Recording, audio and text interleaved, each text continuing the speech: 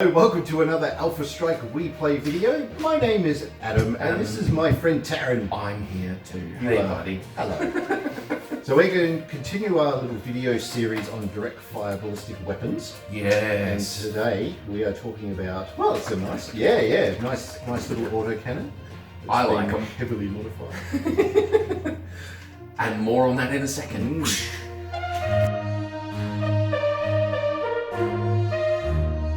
Rotary Autocannons.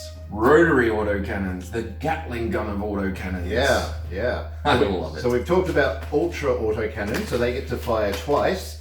These suckers can fire up to 6 shells a round. Yes. That's just cool. Unfortunately, it doesn't come in at 20. Fortunately, it doesn't come in at 20. Unfortunately, it doesn't come in at 20. I would love a rotary 20. That would be, you could put it on like a naval vessel or something. Hey, yeah, why not? But you do get a 2 and a 5. So the range is good then. Like 2s and 5s, they have decent range on, which is good. Yeah. So your range goes down a little compared to the standard autocannon. So you've gone from a, oh wait, we haven't put the table up. Ta-da! Okay.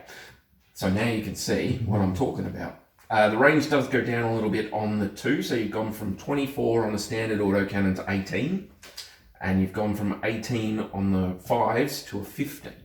So you've lost a little bit of range. Not too much, but a little bit. But you can fire up to 6 shells in a turn. That's right. Which is cool. So you can do single shot, and it's not a problem. Yep. But if you can choose from 2 to 6, it's up to you. You will mark off ammo depending on how many you've fired, and you'll mark off heat based on how many times you've fired it. So you got to be careful with that too. But normally autocannons are pretty good on the heat, so you should be okay. Well, these only generate 1 per shot, so the max you're generating is 6 heat for either of them. They both only generate 1 per shot, so it's a good solid trade-off. But you still have a jam. So like the Possibility? ultra autocannon, if you roll a 2, it's going to jam. But with this one, your target number is based on how many shells you choose to fire. Yeah. So if you go whole hog with the 6 or whatever, if you roll to hit and it's 6 or less, it locks up. Yeah. But here's the difference between the ultra: you can clear them. It's not screwed for the rest of the battle. Right. You just can't shoot, and you just got to spend time clearing it. Right, so you'll have like a downturn where you clear the jam and then you can fire again. Yeah, which is good. That's funky, I like that. Good. So you're doing, let's take the AC-5, you are generating 6 points of heat for 30 points of damage, assuming all goes well. Yep. And then you're rolling on the cluster table as usual. Correct. So you'd still have to get your whatever value it is for that size of machine, but potential 30 damage. I think that's pretty good. I've witnessed a game where there's a version of the Rifleman that has a twin rack 5. Yes. And it just pumps out so much damage. If it doesn't lock up and you're firing all these shells, if you get lots of hits, it's so much. It really, really adds up. It's terrible. It's a horrific weapon. And I want them. Yeah, I was going to say I want 9. You just put 1 on each arm and 1 on each shoulder and 2 in the waist and just. But it's good. I mean, yes, if it locks up, but it means you can clear the lock and keep going. That is big. It doesn't. The standard ultra, once it's out of the battle, that's it. That's a lot of tonnage to waste. Yeah, it's just no good in the battle. But with the ultra, with the rack, you can actually clear them. It's really good. That's really, really cool. And so it jams, if you fire all 6, it jams on a 6. On a 6. Or less. Or less, yeah. Okay. So whatever you choose to fire, that's your target number. You gotta roll, your attacker's got to be above that. Nice. Okay. Oh. One downside that I can think of is, apart from the jam, which I'll roll every time, but one thing that you can't do is put funky ammo in it. Yes. Which would, I mean, a rotary AC-5 firing all 6 shots with cluster ammo. Oh my god. Yeah. I don't know. I mean, I would gladly give up all this special ammo type for the chance to Swiss cheese somebody.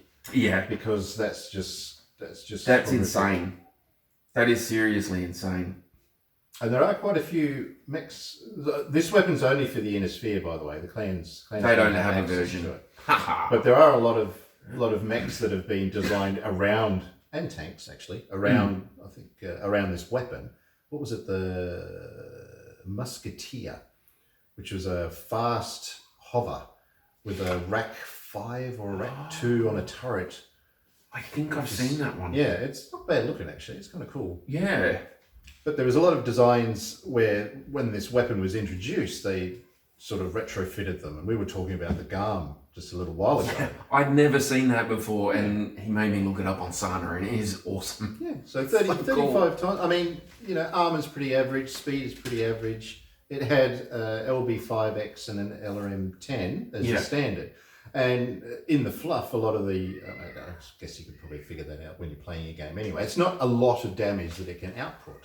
And that's what they were saying in the fluff. And then when this autocannon came along and they replaced the LB5X with the Rack 5, suddenly everyone wanted it. That's understandable. Yeah. That's a lot of damage.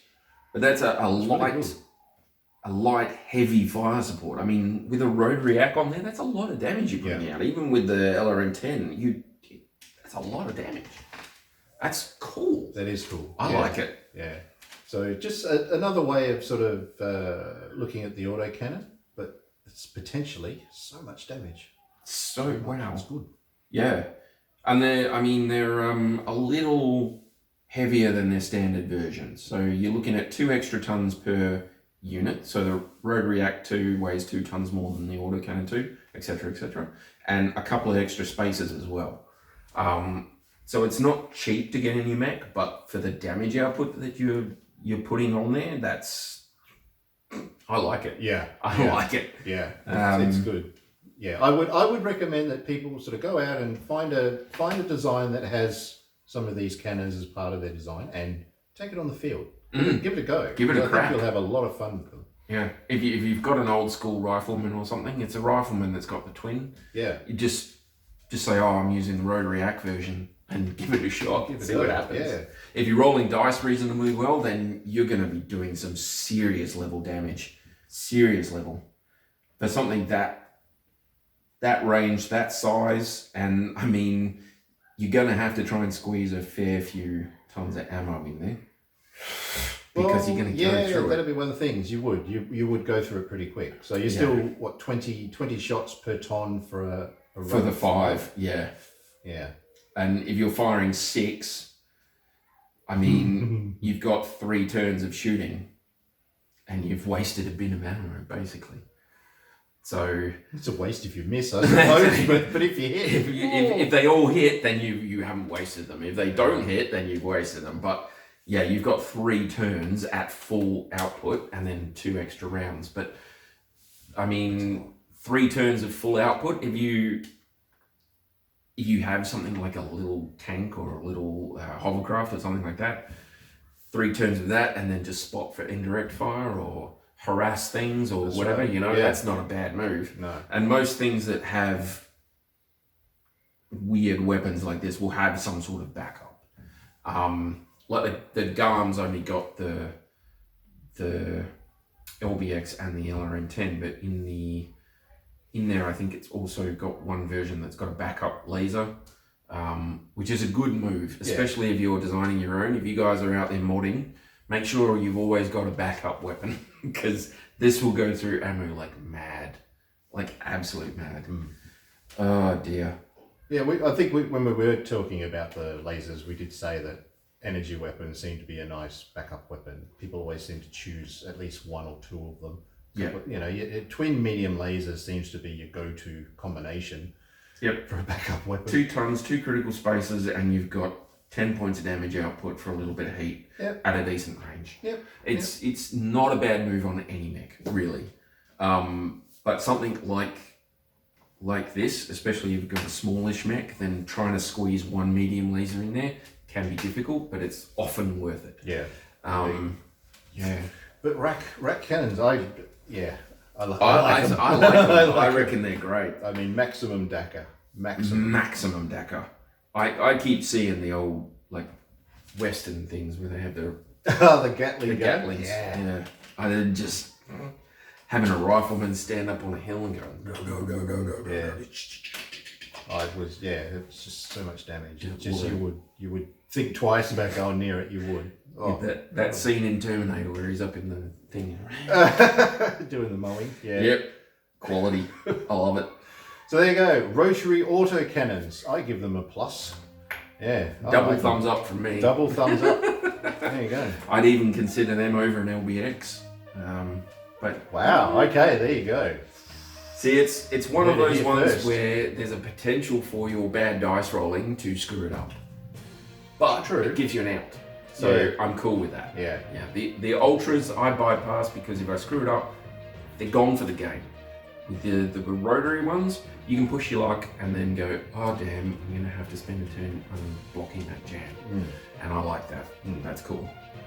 So there we go. Rotary Autocannons. Yep. They're good. Awesome. All right. Thank you. Bye See ya. guys.